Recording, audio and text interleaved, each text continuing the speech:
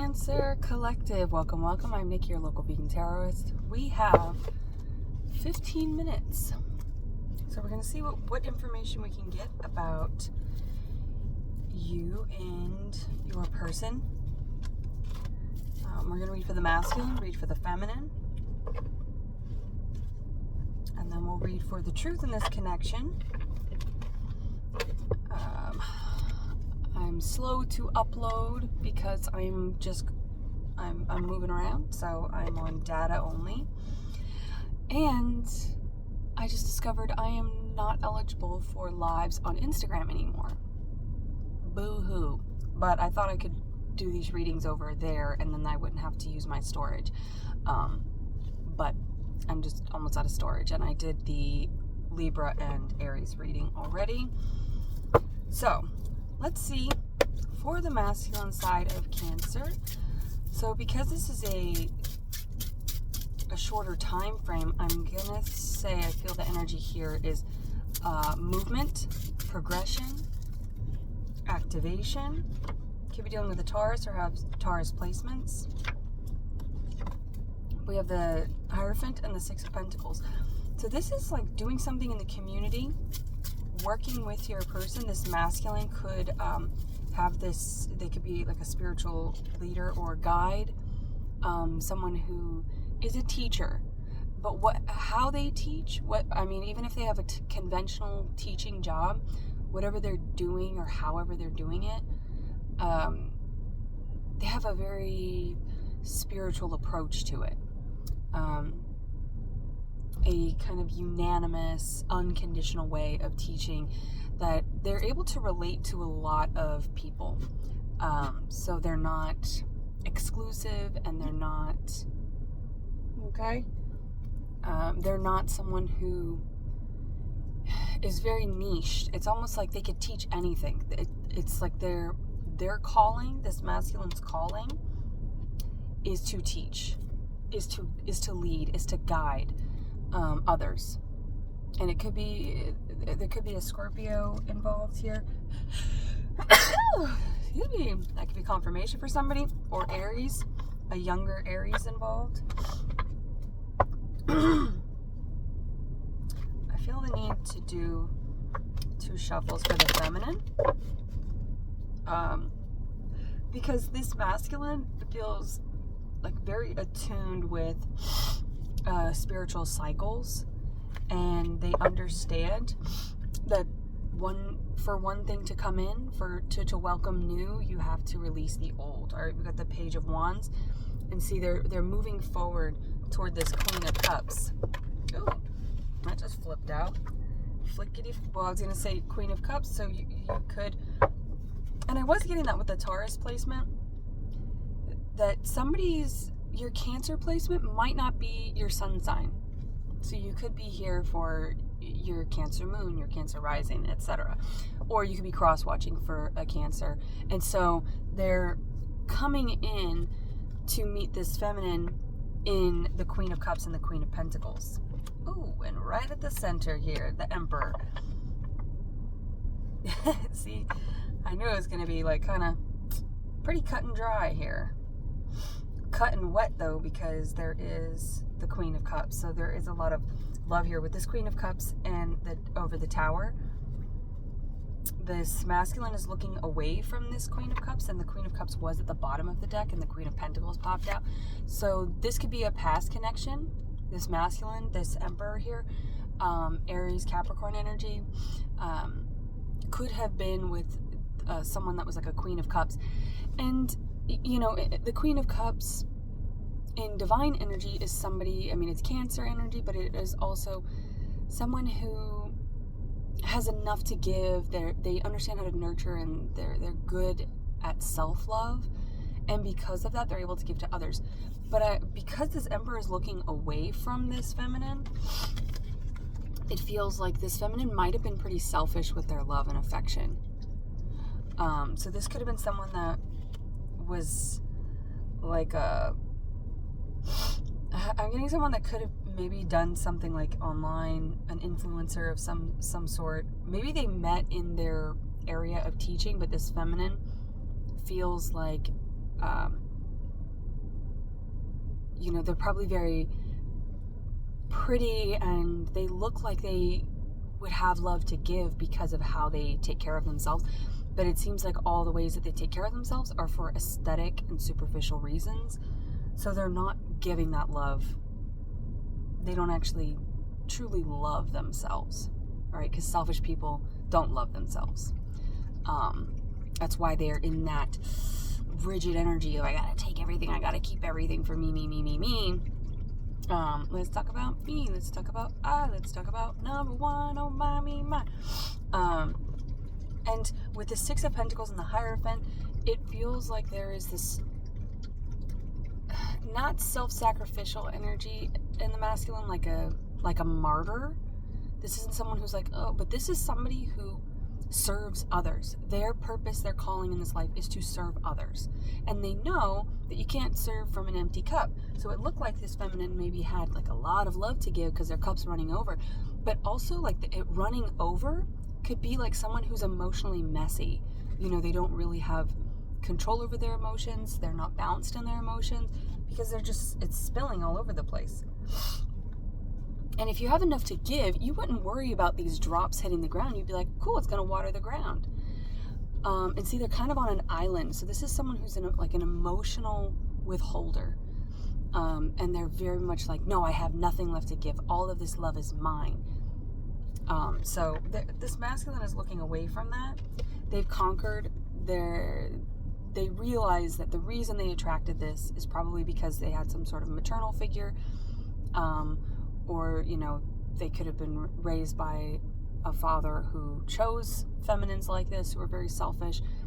They could have been raised with like a father that was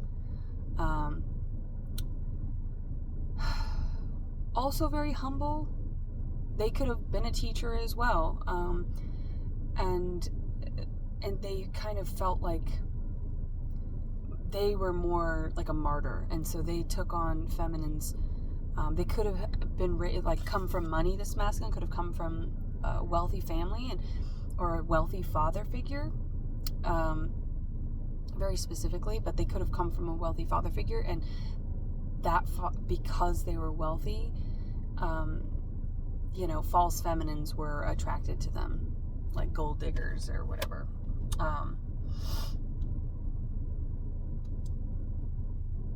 And that could have just been where this masculine, that could have been one way that this masculine picked up this pattern. But they realized, because the devil is all about cycles, circles, cycles, the snake going around and around, eating its tail and not changing anything. And see these black and white checks, it's like boxes, boxes, boxes.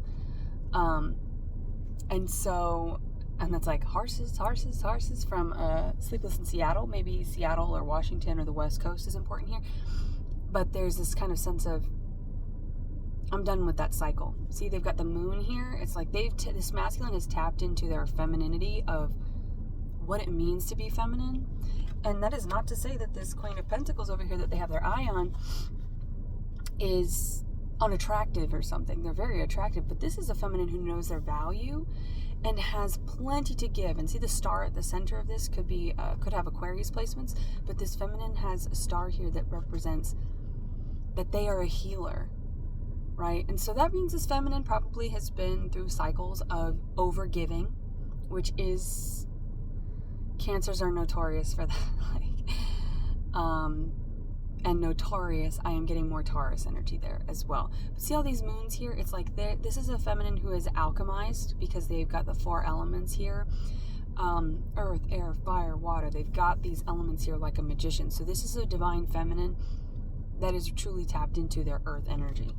And they could have earth or fixed placements, but earth is the most feminine of all the elements, and fire, the Emperor being Aries cardinal fire, it's like double fire, and Pentacles being earth and fixed energy, fixed earth, double earth. Taurus is represented by the Empress, Aries represented by the Emperor. Those are the two divine counterparts of masculine and feminine. And then there is like the subtext of Capricorn and Libra in the Emperor and the Empress. All right, let's see more about the truth of this connection. I feel like this is just a decision. Ooh, yeah, 2 of Cups. this is an offer coming into, hey, let's create a soul contract here. Let's I mean, and the Lovers. And the Devil. So there is Capricorn energy here, but it's like, I feel like you're talking in the shadows, you're playing games. I love this representation of the Lovers, because it's like kids under a blanket telling little stories, and it's like telling ghost stories, ghosts of Christmas past. It's like we can share all of our shadows, we can express our fears and our doubts, and this is a safe place. It's always a safe place to be and live and express and experience in your truth, and that includes your shadows, right? So it's like you're playing with fire, but not in a way that is like, oh, you're playing with fire.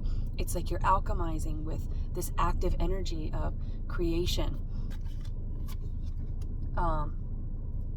So you're playing with cycles of destruction and rebirth, and it's almost exciting, because it's like you get excited and sort of enthralled in the process of letting things go and welcoming in the new. So that means you're always ready for growth, and not just ready for it, but you're like jumping at the opportunity for it, because anytime that you have been, and somebody could be cutting their hair, because I am getting Rapunzel, because like her long golden hair or whatever, she thought that was like her power, but her power was beyond just the appearance of things. So yeah, this could be someone who like is like an unconventional beauty, this feminine, but it's also clarifying the Tower there. So I'm getting like the Rapunzel story. Mandy Moore, I don't know what her sign is, but that could play a role here. And then we've got 8 of Cups. So these are 2 people, 12-12, that are always willing to choose themselves. They're always willing to choose themselves, and in that, they are readily available to choose each other. So it's not codependent. It's not the devil. It's not attachments. There's a freedom. The Lovers is the polarity of the Devil card in the Rider-Waite. One, they look very similar, but it's a demon, a dark angel, a dark entity that is over them, and they're chained at the neck. And then the Lovers, they're free, they're nude, they're exposed, they're vulnerable. And so it's like it's very welcoming and nurturing and healing, because there's no masks here. It's not about the superficial. But you know how the most physically attractive people can be just hideous once you get to know them, and then I don't want to say the most hideous people, but people who are not particularly aesthetically the most beautiful people, or they're like an unconventional beauty. If they have a beautiful inside, it's like they're the most beautiful person. You see each other as the most beautiful people, and that beauty is because you've done the work of releasing and embracing the new, and not holding on to attachments, and freeing yourself from those things that bind you or keep you stuck in a cycle that is not healthy, and it's not for your highest good. And this looks like the castle in Little Mermaid. So it's like you could be coming out of the ocean, crossing oceans, and coming from 2 different worlds. So you could have big differences in your 3D existence that bring you together in the 5D, that make you match on the 5D. So you might not be like the most conventional couple, or you might not, this person may be someone different than what you expected or anticipated, or what you're used to. And that's good, because what you're used to has not been serving you. So this is going to be something where it's always a choice. So your marriage might not be conventional with the Hierophant here and the 8 of Cups and 2 of Cups. It may be something where you just choose each other every day, and you stay together, and you may just be in a very long-term commitment. And it's not binding. It's not, we have to be together. Couples will be together for years, and then once they get married, they separate. It's like something about being told to stay together doesn't feel that good. But because you choose each other, it works, and you're willing to do the work continuously on your own, and that brings you together closer. I hope there was something in here for you, Cancer. And until next time, I wish you well.